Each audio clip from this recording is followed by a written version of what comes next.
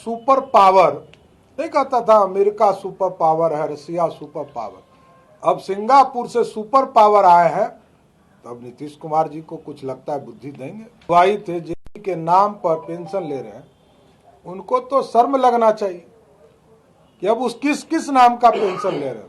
अब राहुल गांधी के नाम पर पेंशन लेंगे क्या? 1 महीने से कोई सरकारी अफसर कार्यालय में नहीं बैठ रहे थे, सिर्फ नीतीश कुमार के गुणगान के लिए क्या व्यवस्था हो सकता है उस पर चर्चा कर रहे थे कि राजद के नेता लालू प्रसाद जी को मुख्यमंत्री भाजपा के कृपा से बने हैं, वो क्या बोलेंगे।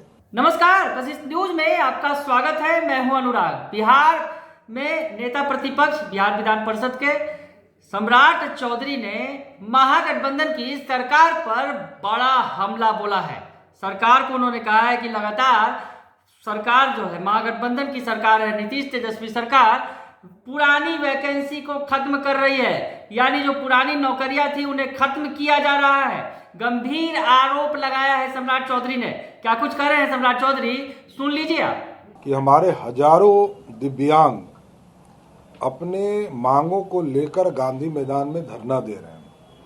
उनका एक डेलीगेशन आया, तो लोगों ने विस्तार से बताया कि देश के यशस्वी प्रधानमंत्री आदरणीय नरेंद्र मोदी जी ने 2016-17 में जो दिव्यांग समाज के लिए जो भलाई के काम करने का निर्णय लिया, जो कानून बनाकर सभी राज्यों को भेजा, उसको इम्प्लीमेंट बिहार सरकार नहीं कर रही है।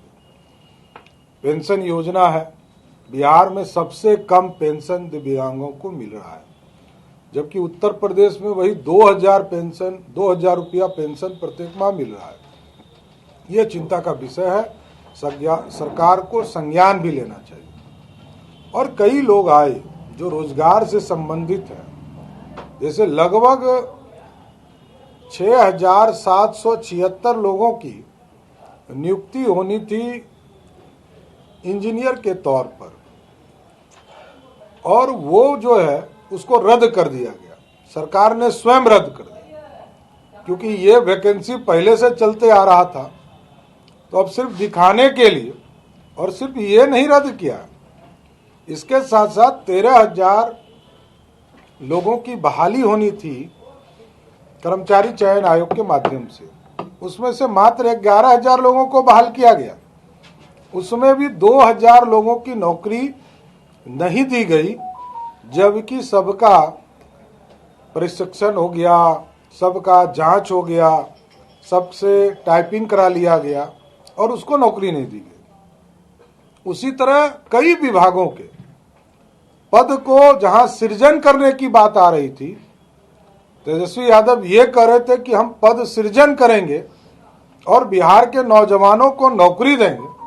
उल्टा अब इस सरकार के द्वारा पद को ही समाप्त किया जा रहा है।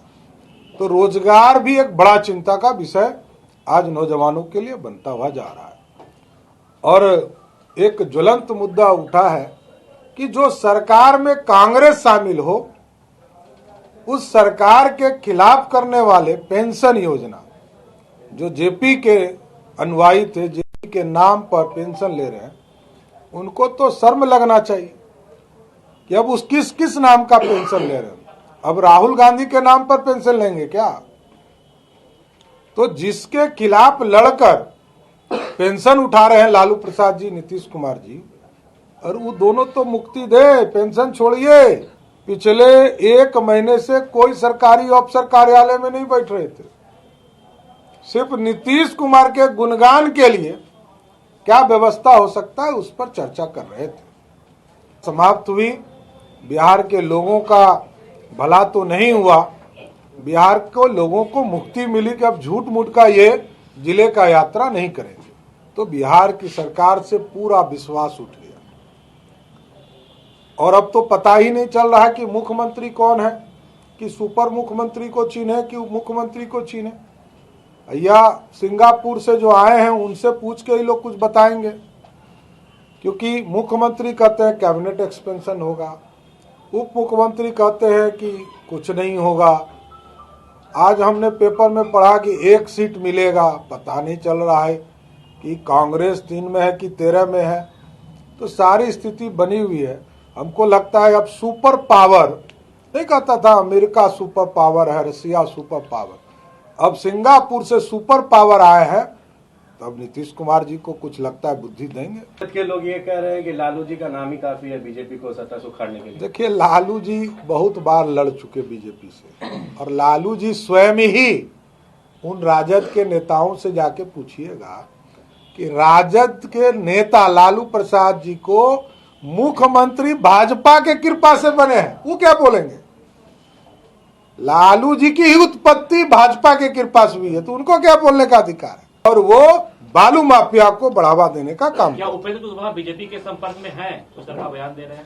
देखिए, भारतीय जनता पार्टी ने स्पष्ट तौर पर कहा है कि 1990 से लेकर 2005 तक जो लालू प्रसाद जी के खिलाफ बिहार में आंदोलन करते रहे और लालू प्रसाद जी के राज में जिन पर ऊपर बर्बरता बरती गई, उन लोगों के लिए दरवाजा खुले रहेंगे।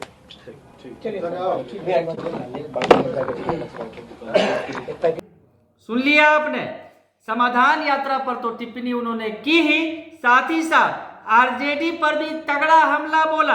आरजेडी के लोगों को बताया कि आरजेडी के लोग बालू माफिया, हत्यारा और माफिया को टिकट दिए हैं, जिसके बाद सरकार में आने के बाद बिहार में आपराधिक घटनाएं बढ़ गई हैं। लालू यादव के बारे में जेडीयू के लोगों ने पंजीकृत अपराधी की उपाधि दी थी, लेकिन आज जेडीयू नेता चुप्पी साधे हुए हैं। यानी सम्राट चौधरी ने दोहरा हमला बोला, महागठबंधन की सरकार से लेकर आरजेडी तक को लपेट लिया। बने रहिए कशिश न्यूज के साथ, तमाम खबरों से आपको अपडेट रखेंगे। फिलहाल के लिए इतना ही, धन्यवाद।